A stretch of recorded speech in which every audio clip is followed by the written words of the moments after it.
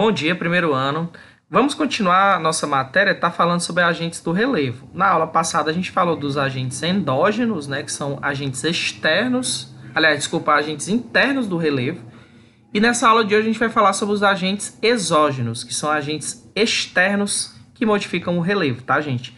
Então, essa aula é do capítulo 4, da página 96 até a página 99 do livro de vocês, tá, gente? Então, nós já falamos sobre o processo de transformação da Terra, sua formação, a estrutura da Terra, crosta, manto e núcleo, rocha e sua composição, rochas e sua composição, forças endógenas, teoria de placas tectônicas. E hoje a gente vai falar sobre as forças exógenas, né, que modificam o relevo.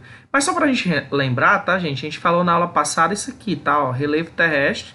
Os agentes internos são o tectonismo, o vulcanismo e os abalos sísmicos. A gente estudou tudo isso, viu essa relação das placas tectônicas, o encontro dessas placas, o que elas provocam. E hoje a gente vai ver os agentes externos, que é o intemperismo e a erosão. E aí você pode me perguntar, mas professor, intemperismo e erosão não são a mesma coisa? Não são. Então, na aula de hoje, se você tinha esse mito que intemperismo e erosão era a mesma coisa, a gente vai quebrar esse mito hoje, tá? Intemperismo é totalmente diferente de erosão. Primeiro acontece o intemperismo para que depois ocorra a erosão. Então, a gente vai ver isso nessa aula, tá? Pessoal, aqui é só para a gente relembrar o que é o relevo terrestre. Esse slide estava na aula passada, né? O relevo terrestre pode ser definido como conjunto de formas da crosta terrestre, né? Como eu falei para vocês, ele é resultado tanto de agentes internos quanto de agentes externos para chegar à sua formação. Aqui são exemplos, né, de relevo que eu também já coloquei na aula passada, tá? Vou passar aqui mais rápido. E aí a gente colocou esse slide também para poder relembrar, porque eu vou falar de forças exógenas, tá? Então, as forças exógenas mais as forças endógenas, elas vão formar o relevo terrestre. Os agentes internos ou endógenos, que foi o que a gente viu, esse que está embaixo, são os formadores do relevo, tá? E os agentes exógenos, externos ou exógenos, são os modeladores do relevo. E a gente vai ver eles hoje, os modeladores do relevo, tá? Então, galera, as forças exógenas, né, elas são os modeladores do relevo. Atuam de maneira contínua e são responsáveis pelas formas ou feições do relevo. Então, internamente o relevo vai ser formado e externamente as formas e feições vão ser dadas por essas forças exógenas, tá? E aí essas forças exógenas são provocadas pela ação do vento, da água da chuva, dos rios, dos oceanos. Então são exemplos aí o próprio homem, tá? O próprio homem modifica também o relevo.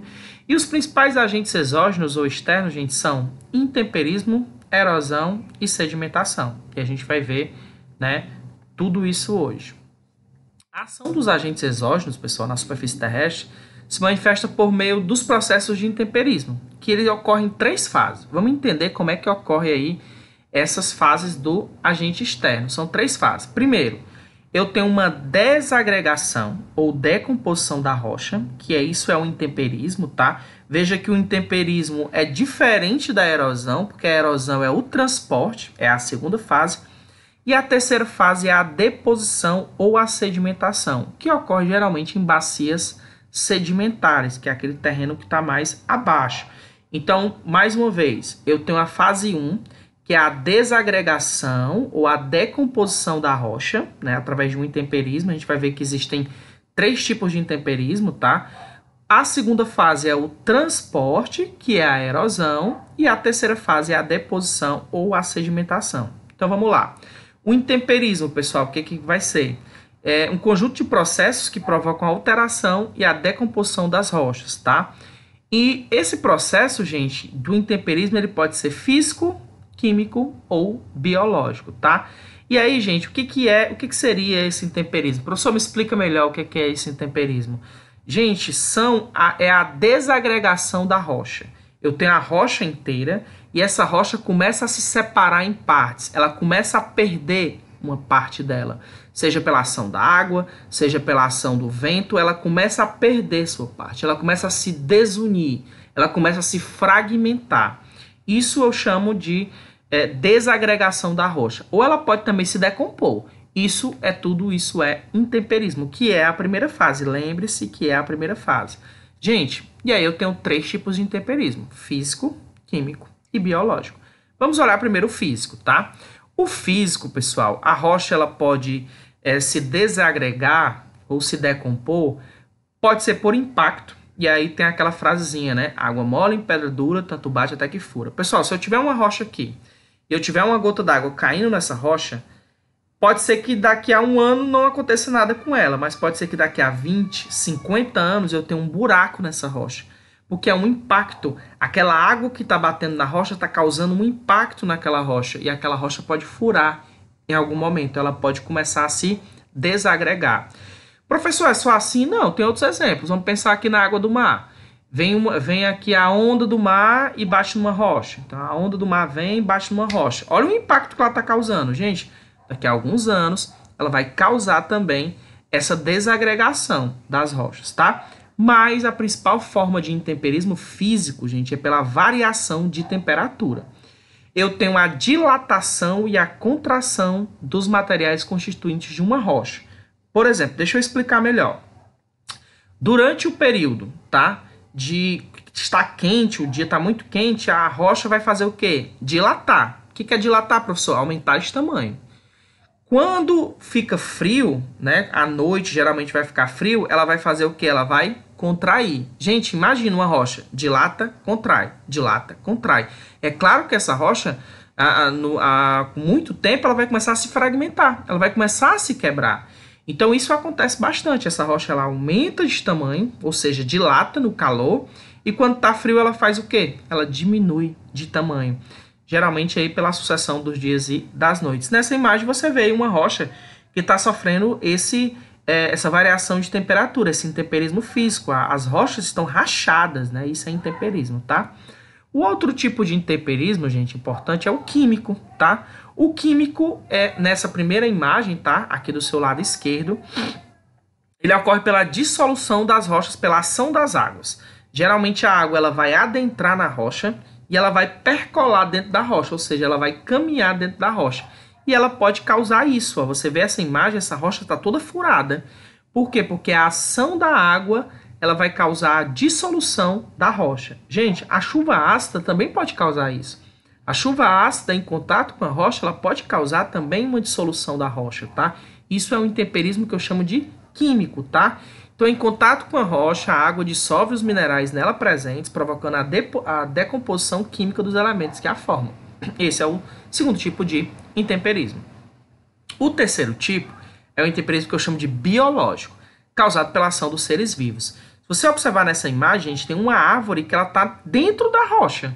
Então ela vai entrar dentro dessa rocha, essa raiz dessa planta, ou até mesmo a planta de uma forma geral, você vê aí que está até o tronco, ela vai quebrar essa rocha. Então essa interferência dos seres vivos é um intemperismo biológico, né? Então é um outro tipo, né? Um terceiro tipo. Então às vezes a raiz da planta, pessoal, ela entra, né, totalmente aí na planta, aliás, na rocha, né? Então essa raiz ela consegue, né, quebrar essa rocha. Às vezes, gente, uma minhoca, ela consegue fazer um furo numa rocha. Tá? A minhoca começa ali devagarzinho e às vezes ela fura, sai lá do outro lado. Então é um intemperismo também que eu chamo de biológico, tá? Lembrando, é a primeira fase. Depois de decomposto, gente, esse material, ele fica sujeito à ação de processos erosivos. Como eu falei para você, você tem uma quebra desse material, esse material fica mais tranquilo para ter um transporte, né? Esse material ele se desagrega da rocha principal e aí ele pode ser transportado, e aí é um processo erosivo, é a segunda fase, por um processo eólico, né, que é a questão dos ventos, pluvial, marinho, fluvial ou glacial, que a gente vai ver esses tipos de processos erosivos agora, tá? Lembrando que o pluvial é da chuva, né? O fluvial é dos rios e o glacial é quando a gente fala, por exemplo, do gelo. Então, a gente vai ver todos esses processos erosivos, tá bom? Então, gente, as nossas forças exógenas principais que modificam o relevo e causam, por exemplo, essa imagem aí, um arco, né? Do lado direito você vê um arco ser formado, por exemplo, pelo vento, né, a força do vento, você vê como a gente consegue modificar, né, esse relevo é todo modificado. Então você vai ter a força do vento, da água da chuva, dos rios, dos oceanos, das geleiras. E eu coloquei em vermelho aí a ação humana, porque a ação humana também modifica o relevo, tá? Galera, rios, que a gente chama de erosão fluvial, formam as planícies fluviais. Essa primeira imagem do lado esquerdo, tá? Você vê que ela faz, a água ela consegue fazer isso, ela modelou o relevo, né? Você vê aí um rio cheio de curvas, né? Eu chamo essas curvas de meandros, né, do rio. E eu tenho os deltas, tá? Então esses rios, essa erosão fluvial também pode causar os deltas, essa segunda imagem aí também, tá? Esse delta é quando o rio ele tem várias, o fim do rio, né? Que seria a foz, mas aí esse delta é quando esse rio ele tem vários caminhos. Ele não tem um caminho único, ele tem vários caminhos para chegar até a foz, que é o final do rio, tá? E esses sedimentos, gente, são carregados pelo rio. Então, essa erosão fluvial, ela ocorre. Então, o rio, ele carrega esses sedimentos para um outro lugar, tá bom? As chuvas, também ela pode carregar sedimentos para outros lugares, né? E quando essa água da chuva é muito forte, né? Ela pode causar desgastes no solo. Geralmente, esse solo, ele começa a se desgastar porque também ele está desprotegido. O desmatamento, ele é muito ruim, gente, porque ele desprotege o solo. E o desmatamento, ele protege o solo. Sem ter essa proteção vegetal, ocorre isso aí. Aí são exemplos de vossorocas, né? Você tem essa abertura, né? Aí no solo, né? Isso a gente percebe, né? Na própria zona urbana a gente vê isso também, na zona rural, né? Então isso é a erosão que eu chamo de pluvial, causada pela água da chuva. A erosão marinha, né? Causada aí pelo mar, né? Esse material do solo é transportado para a costa, é um exemplo, né? Ele leva essa areia, né? Ali a água do mar vem com força e leva essa areia. E também, gente, ela pode causar, logicamente, essas imagens aí, né? Um trabalho construtivo e destrutivo, né? E esse mar, às vezes, ele vem aumentando de volume, né? E aí ele pode estar adentrando, por exemplo, as barracas de praia, que são muito próximas da costa, né? Então, essa erosão marinha ocorre muito, né? Inclusive, esse contato dessa água com a rocha, eu já falei para vocês lá atrás, também é uma forma de intemperismo, né? Então, erosão marinha. Ventos, né? Erosão eólica. E aí o vento vai batendo na rocha e vai esculpindo a rocha. Isso é claro que demora algum tempo, né? Você vê aí rochas que são esculpidas, né? Arcos que são criados aí pela ação do vento. E também, gente, em regiões planas, eles carregam a areia. Então, às vezes, você tem uma tempestade de areia, tempestade de vento que vem nessa areia, nessas áreas mais planas, e ele carrega essa duna para um outro lugar. Então, essa erosão ela vai ser carregada para um outro lugar. Estou falando da segunda fase, lembre-se disso, tá? Gente, geleiras, erosão glacial, né? Atuam sobre o relevo através de erosão glacial. Ocorre pela movimentação de grandes blocos de gelo em função do degelo e da gravidade. Lembrando, tá, gente, que esse degelo vem ocorrendo bem mais, porque a gente tem um aquecimento global maior, então tá tendo um degelo maior, esses grandes blocos, né, chamados de icebergs, eles começam a se perder, eles começam a sair e ocorre essa erosão, tá? Provocam um desgaste profundo nas rochas com a formação de vales em forma de U ou de V, chamados de fiordes. Nessa primeira imagem de cima você consegue ver esses fiordes, você consegue ver como a ação da erosão glacial causa aí nessas rochas, tá? E aí, gente, para onde é que vai esses sedimentos? Para onde é que vai esse material que foi levado lá na erosão? Para a terceira fase. E a terceira fase é o que, professor? A bacia sedimentar, que são áreas que estão mais abaixo. Vamos olhar aqui a imagem, pessoal. A gente mostra lá em cima, ó, meteorização e erosão, né? Que já passou por um intemperismo, foi erodido. Transporte e sedimentação promovidos pela água e pelo vento. As correntes oceânicas transportam e depositam materiais pela corrente e pela precipitação química. À medida que se acumulam novos sedimentos, os estratos inferiores transformam-se em rochas sedimentares. Então, esse material vai ser levado para as partes mais baixas do relevo, que são locais, gente, que eu chamo de acomodação de material. Geralmente é uma planície, ou pode ser uma depressão absoluta ou depressão relativa. Depressão absoluta é quando é mais para baixo e a relativa é quando é um pouco mais para cima, mas são partes baixas do relevo. Então esse material, gente, vai sendo levado e ele vai começar a se compactar. Esse material vai se compactando e vai formando o que eu vejo nessa imagem, nessa parte de baixo, ó. Um material que está depositado vai se compactando um por cima do outro. Esse material é depositado, vai formando camadas na superfície que sofrem pressão e podem sofrer um processo chamado de litificação. Professor, o que é isso, litificação?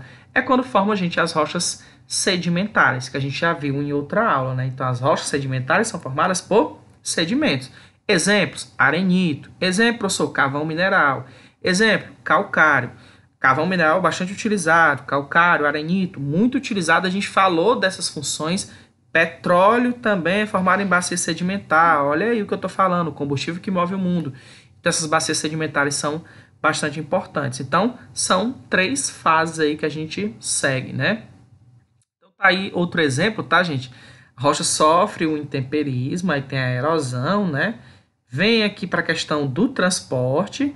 Então, essa erosão aqui, ó, vento, água, chuva, rios, oceânicos, seres vivos, o intemperismo, o transporte, né, que é a erosão propriamente dita, vento, água da chuva, dos rios e do oceano, e ela vai se depositar em bacias sedimentares. Observe que as bacias sedimentares são partes mais baixas do relevo, da forma que eu vinha falando, tá bom?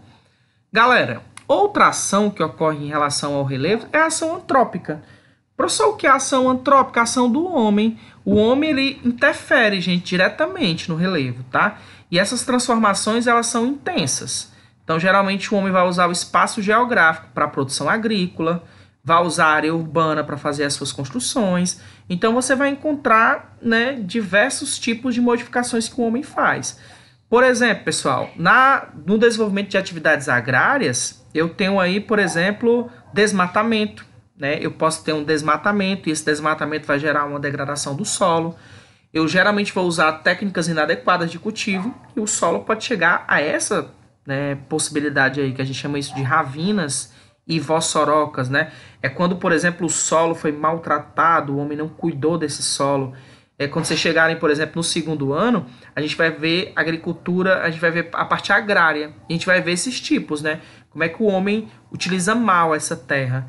E esse mau uso da terra faz com que a terra chegue a esse tipo aí. Então, a forma que o homem tem de modificar, né? E às vezes essa modificação é ruim, né? Para o relevo. Outros exemplos que ele coloca aí é aplanamento de terrenos, construção de aterros, abertura de obras de engenharia, escavação de jazidas minerais. Tudo isso o homem vem modificando aí a natureza. Galera, isso é mais comum, né? Quando a gente fala, por exemplo, de problemas socioambientais, né? O homem não tem, às vezes, onde construir sua casa e vai construir sua casa, por exemplo, numa encosta de morro. Encosta de morro, né? A lateral de um morro, né, gente? E às vezes ocorre aí deslizamentos, desabamentos, né? Então a gente encontra muito isso, né? Deslizamento de terra, principalmente quando está no inverno com a chuva, vem abaixo, né? Então, assim, as pessoas constroem a sua casa, às vezes, em encostas de morros, né? Principalmente em áreas urbanas. Isso acontece bastante, porque nem todo mundo tem acesso a um local adequado para viver, né? E aí, gente, na nossa página 99, depois a gente vai ver alguns sinais de deslizamento. Então, eu vou detalhar mais no MIT, tá? De alguns sinais que as pessoas podem perceber se vai ter um deslizamento de terra ou não. Mas alguns exemplos aqui eu já vou citar, tá? Inclinação anormal de árvores. Essas árvores se inclinam mais, então é sinal de que aquela terra pode sofrer um deslizamento. Rachadura nas construções, a sua casa começa a rachar, então você pode perceber que ali pode ter um deslizamento, principalmente para quem mora em encostas, né, de morros. Formação de minas de água no terreno, né? Então o terreno começa a eliminar água, né? A gente fala de minar água. Rebaixamento do terreno, o terreno começa a se rebaixar, pode ser um exemplo também de deslizamento. Mas eu tenho na página 99 esse assunto, a gente vai detalhar mais no MIT, tá bom, gente?